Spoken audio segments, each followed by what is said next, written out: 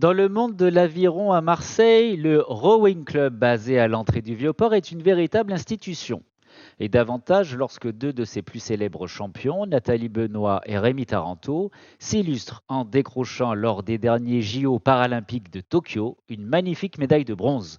Samedi dernier, ils avaient donné rendez-vous au sein de leur club à leurs proches pour fêter le bronze olympique et retrouver des échanges après des jeux sans public qui auront cruellement manqué de chaleur. Oui, d'habitude, les jeux, en fait, on parle beaucoup avec tout le monde. Là, il y avait quand même le masque, il y a quand même cette barrière de se dire est-ce que cette personne n'est pas contaminée, donc on faisait quand même attention à nous. Ensuite, oui, donc à huis clos, c'est vrai que voilà, hein, personne, pas d'ambiance. On arrivait sur le bassin, c'était voilà, très peu de monde. Bon, bah, moi, c'était pas très difficile de se mettre dans sa bulle. Et donc après la médaille, comme je vous ai dit, donc pas grand monde non plus, donc finalement, on n'a pas partagé notre joie. Et surtout, on est reparti quasiment le lendemain des courses ou le surlendemain, alors que d'habitude, on a le temps d'aller voir les autres disciplines, d'échanger, de partager. Et là, non, tout de suite, retour à la maison. Donc voilà, pour ça, c'était un contexte un peu particulier, mais voilà, on se rattrape depuis qu'on est rentré. Sur le plan sportif, Nathalie Benoît estime avoir clairement atteint son objectif au Japon. C'était ce que j'espérais, on va dire. Je savais que les premières places allaient être compliquées, la première inaccessible. La deuxième, voilà, je pensais aussi inaccessible, donc je partais vraiment pour cette troisième place.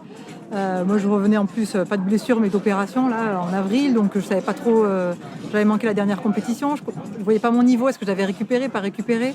Donc j'étais un peu dans l'incertitude, mais avec quand même des objectifs qui étaient d'accrocher la troisième place, donc je suis vraiment partie dans cette optique, et voilà. Et sur la finale, quand j'ai vu que ça passait, que je prenais un peu d'avance, j'ai vraiment pas essayé de rattraper la deuxième, j'ai plutôt essayé de maîtriser, de garder la troisième place, et voilà, c'est ce qui s'est passé.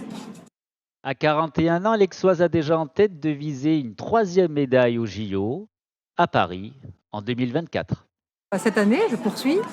Si cette année ça passe, je ferai l'année suivante, qui sera l'année de qualification des coqs. Et si ça passe et que je suis toujours leader en France, j'essaierai d'aller jusqu'au jeu et, voilà, et d'y faire quelque chose de bien. Du mieux que je peux en tout cas.